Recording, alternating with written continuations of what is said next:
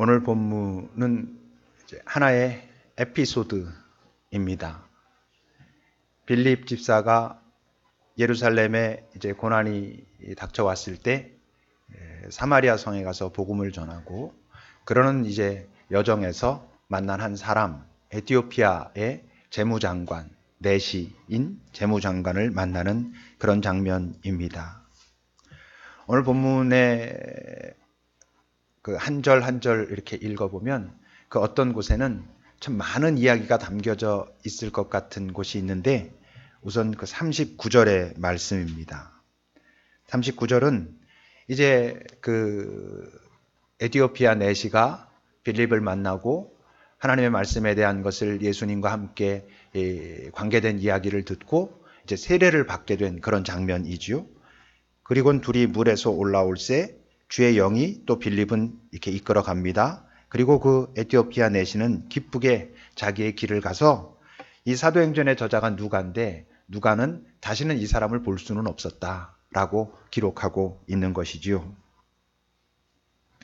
이제 기쁘게 이 사람이 길을 떠났습니다. 자기의 삶의 길을 다시 간 것이지요. 자기의 일상으로 이제 돌아간 것이지요.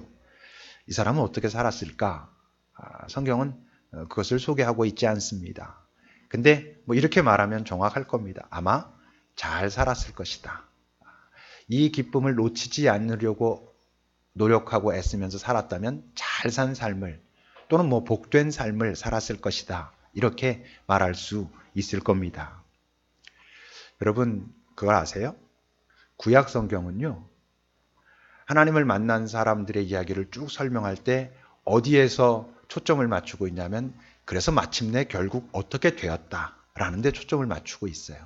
이렇게 헤매기도 했고 이렇게 뭐 좋은 선택도 했고 그러다가 결국 이렇게 되었다. 아브라함이 그렇고 이삭이 그렇고 야곱이 그렇고 모세, 다윗 다 보면 그들의 삶의 결론의 자리를 소개하고 있죠. 근데 여러분 신약 성경 예수님 이후로는 어떻게 돼 있습니까?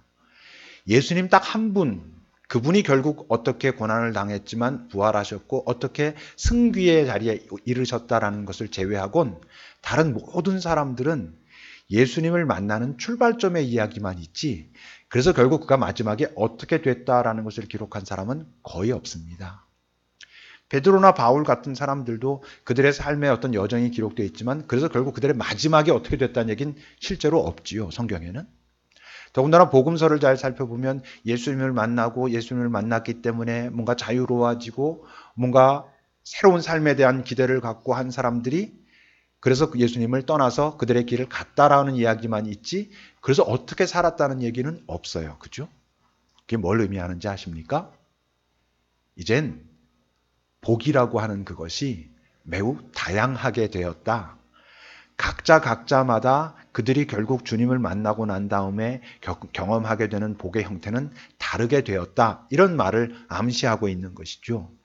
어떤 사람은 순교하는 복을 받았을 수도 있고 어떤 사람은 그냥 자신들의 가족들과 함께 자신들의 일생에서 하나님을 기억하고 그런 삶을 잘 살아감으로 주변에 있는 사람들에게 하나님을 잘 표현하는 삶을 살았다. 이렇게 됐을 수도 있고 그러니까 구약에 있어서의 복은 뭐 대표적으로 욥기나 이런 데를 보면 결국 다 회복하고 부자가 되거나 뭐 이렇게 되었다라는 것으로 되어 있지만 신약에서 말하는 복은 그런 형태가 아니라는 것이지요. 그러니까 오늘 그 39절에는 그냥 잘 기쁨을 가지고 떠나갔다. 근데 볼 수 없었다라고만 기록하지 어떻게 됐다라는 얘기는 기록하고 있지 않아요. 또 한 곳 아마 많은 그 안에 이야기가 숨겨져 있을 곳이 어디냐면 27절입니다. 27절은 이제 하나님의 영이 빌립에게 임해가지고 너 저기에 가면 누군가 있을 것이다. 뭐 이런 장면 이후에 빌립이 가서 보니까 에티오피아 사람 그 에티오피아 여왕 간다게의 국고를 맡은 관리. 그러니까 내시라고 되어 있지만 우리나라에서 언뜻 생각하는 그런 내시라기보다는 그 에티오피아라고 하는 나라의 재무장관 정도 되는 그런 사람이었던 것이죠.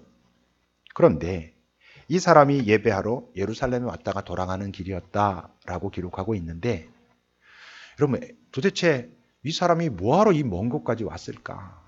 에티오피아가 여러분 그 아프리카 동부의 중간쯤에 있는 나라란 말이에요. 그런데 이 팔레스타인 땅까지 그냥 거리로만 따지면 한 2,000km쯤 되는 곳이거든요. 뭐 비행기가 있어가지고 띡 예약하고 갔다 오는 그런 것도 아니고, 이 당시에 이렇게 가려면 뭐 더군다나 그 이집트나 이런 사막들 다 지나고 이러니까 2,000km쯤 된다고 하면 하루에 뭐 20km쯤 움직이는 게 그렇게 쉬웠겠습니까? 뭐 마차를 타거나 낙타를 타거나 이렇게 움직였을 텐데, 그러면 아무리 빨리 가도 석 달 이상 가는 거리를 와가지고 이 사람 입장에서 볼 땐 이방신이죠. 야훼 하나님이. 자기네 땅에도 그 당시에는 그 족속마다 나라마다 신들이 있었으니까. 근데 이 먼 길을 와가지고 왜 그 이방신인 야훼, 여호와 그 신을 예배하고 돌아가게 되었을까? 이렇게 이런 결정을 하기까지 이 사람의 여러 삶의 상황과 마음들 여러 가지가 이 안에 또 숨겨져 있는 것이죠. 육체적으로는 분명히 내시라고 하는 그런 뭐 삶의 아픔일 수 있죠. 였지만 이 사람은 그래도 그 나라의 재무장관이었습니다. 남들이 생각할 때 충분히 성공한 사람인 것이죠. 명예로도 그렇고 권력으로도 그렇고 소유로도 그렇고 충분히 성공했다고 할 만한 사람입니다. 그런데 왜 이 사람은 이 먼 길을 와가지고 뭐 와서 하루 우리가 오늘 이렇게 예배하고 한두 시간 예배 끝나고 딱 돌아가듯이 그런 것도 아니지 않겠어요? 석 달이 넘게 와가지고 아마 꽤 오랫동안 거기서 뭔가를 알고 싶어 하면서 있다가 돌아가요. 돌아가면서도 그냥 뭐 이렇게 룰루랄라 이제 뭐 좀 여행 좀 해볼까도 아니고 다시 거기서 들었던 어떤 말씀들을 가지고 다시 읽고 이게 뭘까 이러고 있어요. 무슨 일이 있었던 걸까요? 분명히 남들이 볼 때는 성공한 사람이었음에도 불구하고 그 사람 안에는 뭔가 채워지지 않는 뭔가가 있었다는 것을 우리가 예상할 수 있지요. 뭐 다시 말하면 내 인생이 이게 달까? 이게 뭐지? 그냥 이렇게 계속 살다가 끝나면 그냥 되는 걸까? 뭐 이런 어떤 질문들이 그 사람에게 올라왔었다는 것을 생각해 볼 수 있습니다. 우리에게도 이런 질문들이 올라옵니다. 다 시점은 달라요. 어떤 사람들은 뭐 한 15살쯤 그런 고민을 하는 사람들이 있지요. 뭐 불행한 어떤 사람들은 그건 아마 불행한 걸 거예요. 죽기 직전에 내가 이렇게 산 게 잘 산 걸까? 뭐 이런 사람들도 있죠. 다 시점은 다르지만 우리에겐 내 인생이 이게 뭐지? 그냥 이렇게 살아도 되는 걸까? 라고 하는 그런 질문이 올라오는 순간이 있어요. 아주 중요한 질문이잖아요. 아주 중요한 자리죠. 근데 의외로 많은 사람들은요, 그런 질문이 이렇게 올라왔을 때 그 질문에 직면하기보단 그 어떤 느낌을 잊으려고 더 강한 어떤 자극, 어떤 강한 시도들을 합니다. 꼭 나쁜 짓만 한다는 게 아니고 어떤 사람들은 아 요즘 내가 이게 좀 정신이 빠졌구만. 내가 더 열심히 해야 되겠네. 그래서 지금까지 해오던 걸 더 열심히 해야 되겠다고 거기에 집중하기도 하고 물론 또 어떤 사람들은 그냥 이 세상에 나를 즉각적으로 만족시켜 줄 수 있는 어떤 쾌락에 빠지기도 하고 뭐 그렇게 되지요. 뭐 중년에서 경험하게 되는 위기 같은 게 대부분 그거 아닙니까? 내 인생 이게 뭐지? 내가 지금까지 나름대로 애쓰고 살았는데 이걸로 된 건가? 이러다가 어떤 사람들은 새로운 차원으로 넘어가기도 하지만 어떤 사람들은 나빠지기도 하지 않습니까? 근데 이제 이 사람은 어땠다는 거냐면 신을 찾았다는 것이죠. 그 신도 자기 땅에도 분명히 많은 신들이 있었을 텐데 그런 신이 아니라 사실 야훼 하나님이라고 하는 신이 좀 무거운 신이거든요. 그 당시에 많은 신들은 많은 그 신전의 제사들은 되게 음란했습니다. 그래서 신전 창기들이 있었죠. 근데 이 야훼 하나님의 이 분위기는 좀 무거운 분위기였어요. 그러니까 여러분, 이 이디오피아 내시가 단순히 자기 그 육체의 어떤 공허, 육체의 갈망, 내시였기 때문에 경험할 수밖에 없는 그 갈망만은 아니었다는 것이죠. 만약 그게 전부였다면 어땠겠어요? 그 주변에서 얼마든지 찾을 수 있는 그 이방신들을 찾았을 것입니다. 어쩌면 그런 경험들이 있었을지도 모르겠어요. 그걸로 시작된 것일 수도 얼마든지 있을 수 있죠. 자기 그 육체의 어떤 갈망 때문에 시작된 고민일 수도 있지요. 근데 이제 거기에만 머무르진 않았으니까 뭔가 창조를 말하고 심판을 말하고 인간다움에 대하여 말하고 인간의 길에 대하여 말하고 그러면서 사랑을 말하고 용서를 말하고 있다고 하는 어떤 신, 저 먼 곳에 있는 그 야훼라고 하는 신에게 내가 한번 가서 한번 내 이 갈증이 채워질 수 있는지 가봐야 되겠다라고 했겠죠. 이런저런 신들도 찾아보다가 거기서도 만족치 못하고 여기도 한번 가보자라고 아마 왔던 길이었을 것입니다. 실제로 여러분 우리가 이 땅을 살면서 모든 부재, 그 부재는 우리에게 공허의 감정을 일으키지요. 돈이 없으면 공허해집니다. 이게 휑합니다. 내 옆에 사람이 없으면 휑하지요. 실패도 어떤 부재 아닙니까? 실패도 우리를 공허하게 합니다. 뭔가 인생에 이게 끝이 된 것 같고 내 인생은 이게 뭐냐 탄식도 나오고 이렇게 되죠. 건강을 잃어버려도 우리는 공허해집니다. 근데 지금 공허해지게 하는 그것들이 채워진다고 해서 그러면 이제 그 공허가 없어지냐면 그렇진 않아요. 이 사람은 많은 것들을 채우고 있었던 사람이었거든요. 그리고 정말 그 육체의 공허만 채우고자 했다면 얼마든지 그 있는 곳에서 채울 수 있었는데도 이런 행동을 하고 있는 거 보면 그런 모든 것들을 가짐에도 불구하고 채워지지 않았던 어떤 것이 있었다는 것을 의미하고 우리 모두도 그래요. 돈이건 사람이건 뭐 건강이건 실패건 이런 것들로부터 시작되는 공허는 본질은 아니에요. 그렇지만 물론 그런 것들로부터 시작해서 더 깊이 내려갔을 때 더 본질적인 자리로 내려갈 수는 있지요. 아마 이 사람은 그런 과정을 거쳐서 이런 그 갈등의 자리까지 오게 됐던 것 같아요. 오늘 이 사람이 드린 예배하러 왔다가 돌아갔다라고 했을 때 이 예배는 그 성전의 제사는 아닙니다. 성전의 제사는 유대인들만 들어갔잖아요. 에티오피아의 옛날 이름이 성경에는 구스라고 하는 땅이 구스.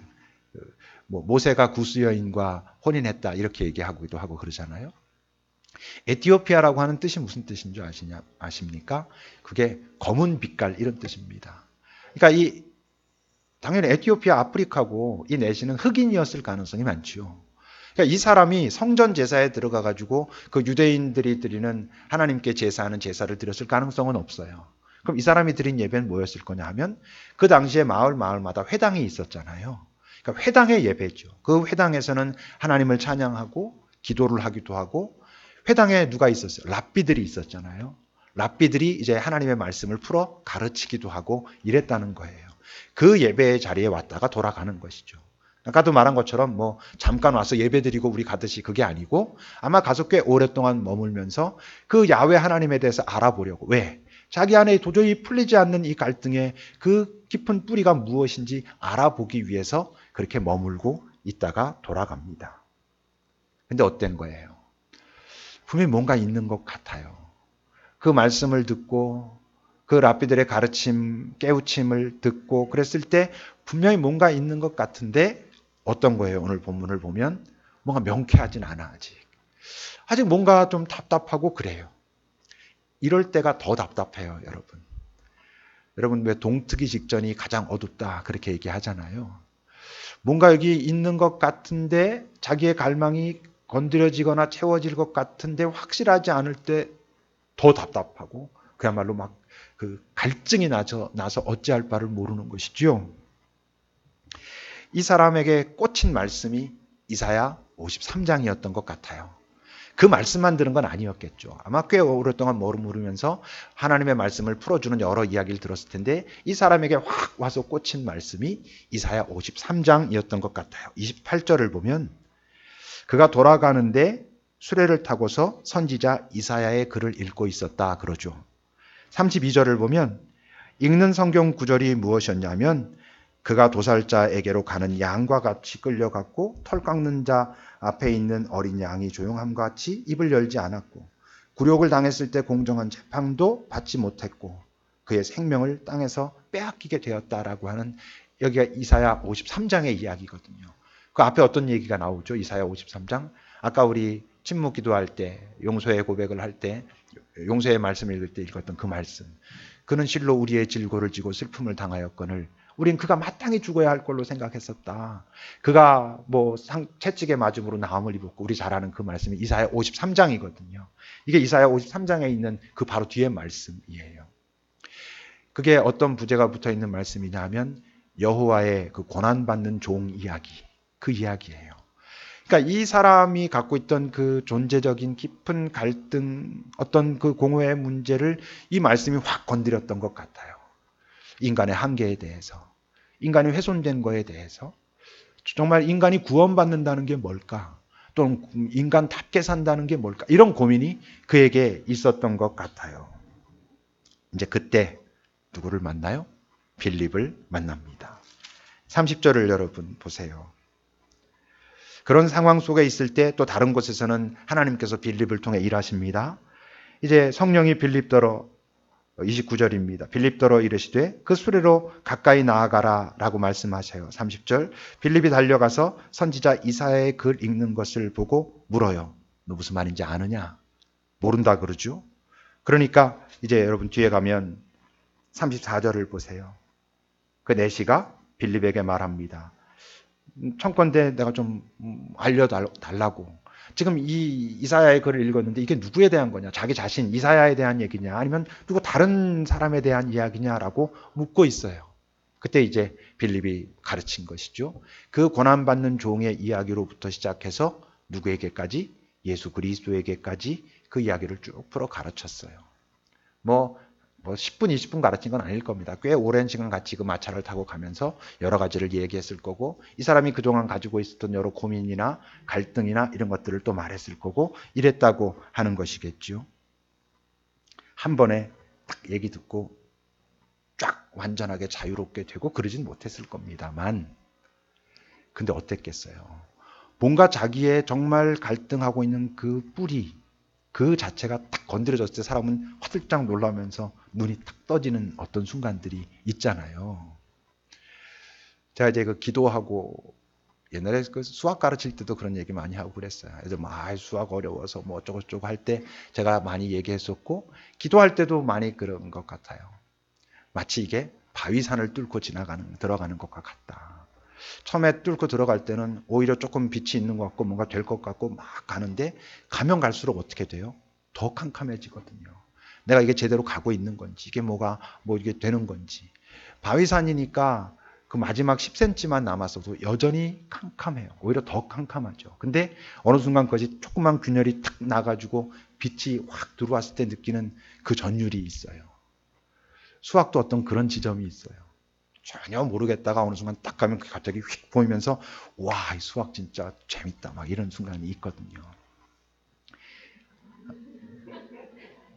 있어요. 뭐 대부분 모르시겠지만. 그리고 기도도 있어요. 이게 도대체 뭐 하는 건지 모르겠어요. 이게 나 혼자 생각하고 있는 것 같고 그냥 졸다 나오는 것 같고 딴 생각만 하는 것 같고, 그러다 어떤 순간 딱 열어주시는 어떤 그 지점이 있어요. 그걸로 내가 완전하게 자유롭게 되진 않아요. 근데 있는 게 분명하구나. 어떤 이런 확신이 확 다가오는 거죠. 오늘 빌립이 그 에디오피아 내시에게 가르쳤을 때 그 사람에게 그런 일이 벌어졌다고 하는 거예요. 그래서 어떤 일이 벌어집니까? 36절입니다. 그가 길 가다가 물 있는 곳에 이르러 그 내시가 말합니다. 야, 물이 있으니 내 세례 받아야 되겠다. 세례 받을게. 이러는 거예요. 여러분 아셔요? 정말 간절한 사람은 겸손하고 단순해요. 정말 간절하면요, 어떤 얘기를 들었을 때 그래 내가 한번 해볼게 이렇게 되게 돼 있어요.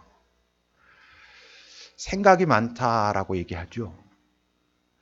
생각이 많다라고 말하지만 실제로는 정말로 깊이 고민하고 이게 뭔가라고 진지해서라기보다는 많은 경우 생각이 많다라고 말할 때 고집이 세다는 다른 표현일 수도 있어요.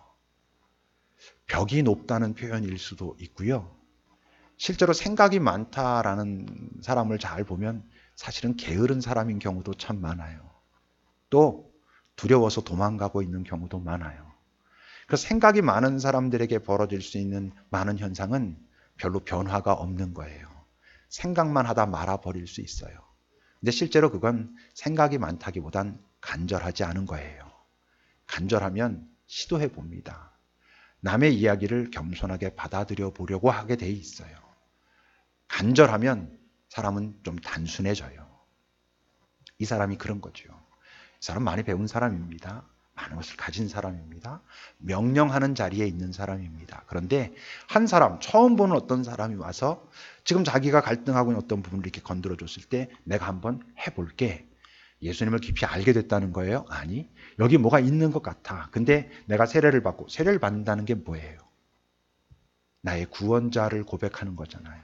나의 구원자를 고백한다는 것은 무엇을 전제해요? 인간의 한계, 나의 한계를 인정한다는 뜻이잖아요. 내가 나를 구원할 수 없다. 내가 훼손된 존재고 내가 나를 고칠 수 없다라는 것을 인정하니까 예수가 나의 구원자라고 고백하는 거잖아요. 또 세례를 받는다는 건 뭐예요? 이제 내 인생의 주인이 누구라고 내가 알겠다. 더 이상 내가 내 삶의 주도권이 내 안에 내게 있다고 내 마음대로 해도 된다라고 생각하며 살 수 없다는 것을 내가 인정한다라는 거잖아요. 이 사람이 지금 그렇게 됐다는 거예요. 그러면서 더 깊이 알아보기 시작했다고 하는 거지요. 그래서 어떻게 됩니까? 38절을 보면 이에 명하여 수레를 멈추고 빌립과 내시가 둘 다 물에 내려가 빌립이 그 내시에게 세례를 베풀어요. 그때 그에게 다가온 감정이 뭐였습니까? 39절입니다. 둘이 물에서 올라올새 주의 영이 빌립은 이끌어갔고 내시는 기쁘게 그의 길을 갔다 해요. 기쁨이 있었다는 것이죠. 여러분, 이 사람이 지금까지 살아오는 동안 기쁨이 없었겠습니까? 왜 없었겠습니까? 많은 형태의 기쁨을 경험했겠죠. 근데 이 기쁨은 그 기쁨과는 다른 차원의 기쁨이죠. 지금까지 이 사람이 경험했을 그 기쁨은 우리가 말하는 걸로 말하면 육의 기쁨이었을 거고 그의 혼의 기쁨이었겠죠. 그의 감정의 만족, 사고의 만족, 그의 의지의 어떤 노력의 만족들로부터 만들어지는 기쁨이 있거든요, 충분히. 그런데 지금 이 기쁨은 어떤 기쁨? 영적인 기쁨. 존재의 가장 깊숙한 곳, 하나님과 다 있는 곳으로부터 시작되는 그 기쁨이 이 사람에게 생겨났다라고 하는 것이죠. 물론 어때요? 이 기쁨은 시작이에요. 이게 지금 기쁨의 전부를 맛보는 것도 아니에요. 기쁨을 이제 조금 맛보기 시작한 거예요. 아, 이게 뭐지? 라고 한 거예요. 그리고 만약 이 사람이 기쁘게 그의 길을 갔고 그 길을 포기하지 않았다면 어떻게 됐을까요? 이 기쁨은 훨씬 더 심화돼요. 그리고 매우 구체적인 것이 돼요. 아직은 그냥 좀 허상의 것이잖아요. 뭔가 휙 자유로워지는 것 같은 거예요. 갑자기 눈이 좀 떠지는 것 같은 거예요. 그런데 이 길을 계속 가다 보면 구체적이 돼요. 이 기쁨의 근거에서 선택하고 행동하고 그리고 맺히는 열매를 보면 그것은 매우 구체적인 영적인 기쁨인데 구체적인 것으로 내게 나타나요. 사람에게 나타나기도 하고 어떤 상황 속에서 나타나기도 하고 그 기쁨의 열매들이 맺히게 된다는 것이지요. 오늘 이 에티오피아 재무장관 네시가 이런 경험을 하기까지 당연히 빠질 수 없는 사람은 빌립이고 더 깊이 말한다면 이 빌립을 사용하고 계시는 하나님이시죠. 보면 처음 26절을 여러분 보세요. 주의 사자가 빌립에게 말하여 이르되 일어나서 남쪽으로 향하여 예루살렘에서 가사로 내려가는 길까지 가라 하니 그 길은 광야였다. 빌립이 하나님께서 임재하시고 도전하시는 것을 느낀 거죠. 이런 순간들이 있어요, 여러분. 29절도 보세요. 성령이 빌립더러 이르시되 이 수레로 가까이 나가라 라고 그를 밀어내시는 거예요. 미시는 거죠. 저기로 가라고. 이걸 빌립이 느꼈으니까 가는 것이죠. 가끔 어느 날 어떤 친구가 갑자기 막 계속 생각나고 떠나질 않아요. 문득 그에게 전화를 해야 될 것 같아요. 그랬을 때 벌어지는 어떤 일들이 있어요. 하나님께서 임재하셔서 그런 며칠 전에도 어떤 친구가 저랑 이런저런 얘기하면서 그런 얘기를 해요. 어디 갔다가 이렇게 돌아오는 길에 갑자기 누가 생각이 나고 계속 그게 떠나지 않아가지고 거기에 찾아가서 그랬을 때 어떤 일들이 있었습니다. 그게 성령의 이끄심이고 거기에 대한 반응이고 그 반응을 통해서 거기엔 하나님의 사랑의 어떤 열매들이 맺히게 돼 있어요. 오늘 잘 보면 마치 오늘 하나님은 오직 이 에티오피아 넷이 한 사람만을 위해서 일하시는 것 같아요. 빌립과 함께. 오직 그 사람만 집중하면서 그를 어떻게 하려고, 그를 채우려고, 그를 좀 더 자유케 하려고, 그를 풀어주려고 막 일하시는 것 같아요. 그리고 이 사람은 그 기쁨을 이제 경험하죠. 우리는 또 이런 말씀 앞에 이렇게 서면 이럴 수 있어요. 나도 이런 기쁨을 누리고 싶은데 나는 나를 이렇게 기쁨 가운데로 인도해줄 빌립을 만나지 못해서. 아니에요, 여러분. 하나님은 우리 각자를 위한 빌립을 다 준비해 놓고 계셔요. 우리가 그 기쁨을 누리고 있지 못하다면 빌립을 만나지 못해서가 아니에요. 내 안에 이 사람이 가진 것 같은 그런 간절함이 없기 때문이에요. 우리 모두에게는 빈 공간이 있어요. 우리 자주 말하는 거잖아요. 우리 주님으로 채우지 않고서는 결코 채워지지 않을 그 공간이 있어요. 그런데 우리는 그저 많은 사람들이 그러듯이 다른 것으로 채우고 있어요. 지금 내가 가지고 있는 그것을 좀 더 확실하게 해가지고 채우려고 해요.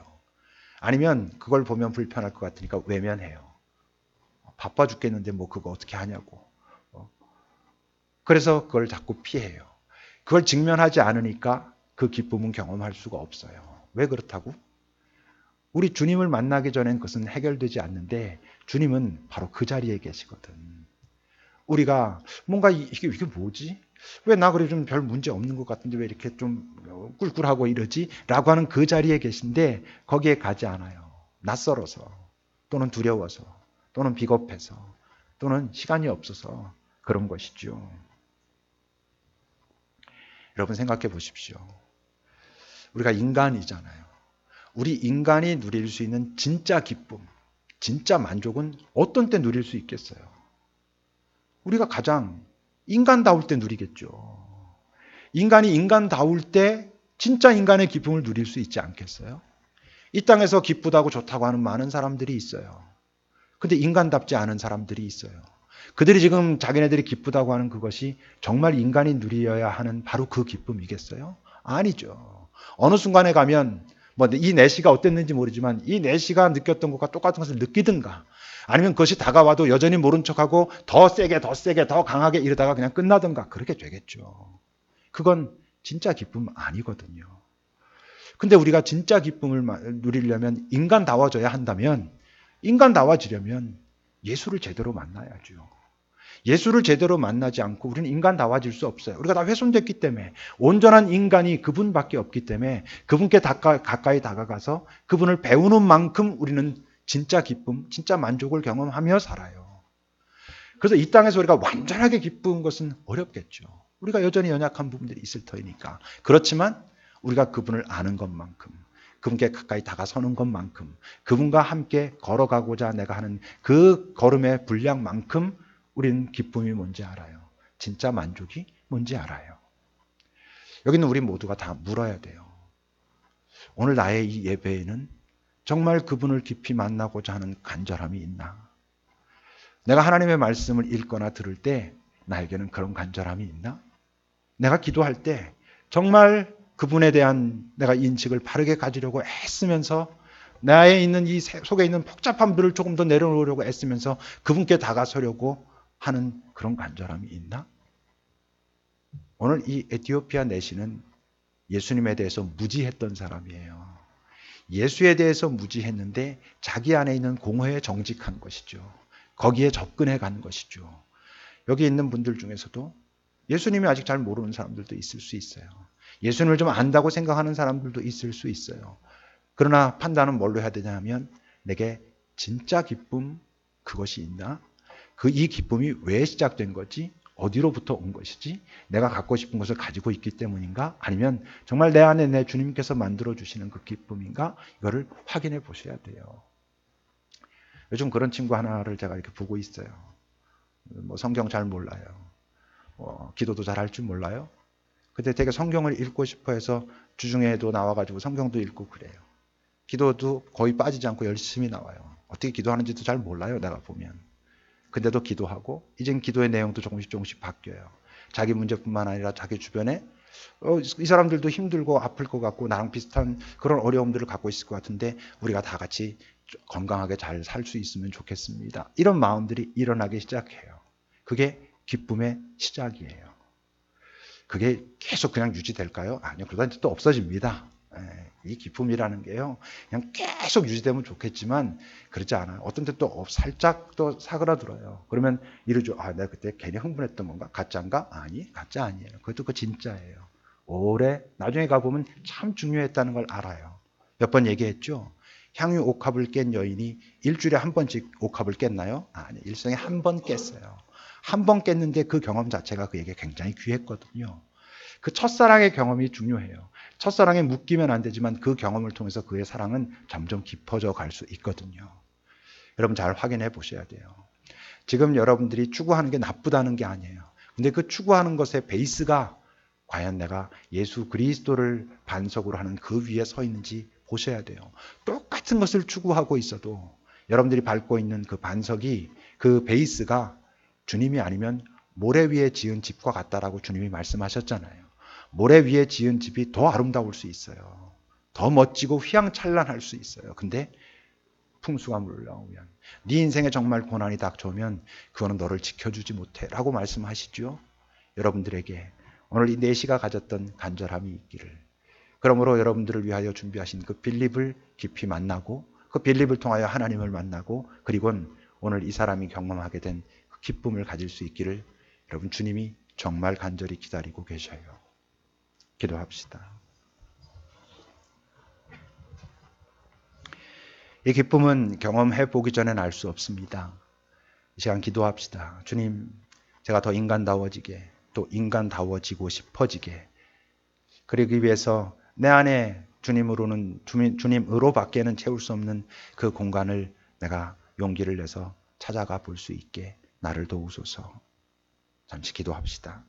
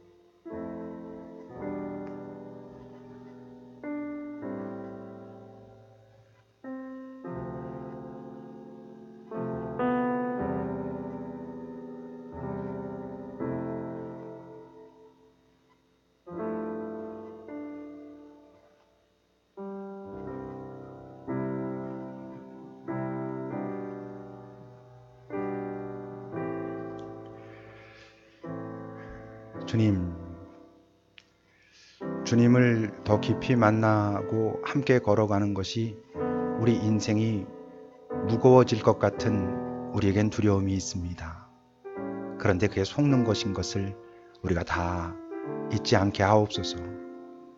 정말 주님께서 우리에게 수고하고 무거운 짐진 자들아 내게로 오라. 내가 너희를 쉬게 하고 내가 너희에게 같이 지자 하는 그 짐은 쉽고 가볍다 하신 그 말씀을 삶에서 경험해 볼 수 있기를 간절히 바랍니다. 오히려 주님께로 나아가는 그 길이 무거워 보이고 어려워 보이는 이유는 내가 지금 지고 있는 짐이 너무 무겁기 때문이라는 것을 우리가 알아챌 수 있도록, 그것을 싫어하는 세력이 있다는 것도 알아챌 수 있도록, 그리고 주님께 나아가 그것을 실제로 경험함으로 이게 경험하기 전에는 알 수 없던 것이었구나라고 기뻐하며 그 경험을 내 주변에 있는 사람들과 나누어가는 그런 삶을 살아갈 수 있도록, 바로 이 이티오피아 내시가 기쁘게 그의 길을 가며 살아낸 삶이 그 삶이라는 것을 우리가 잊지 않도록 인도하소서. 예수님의 이름으로 기도합니다.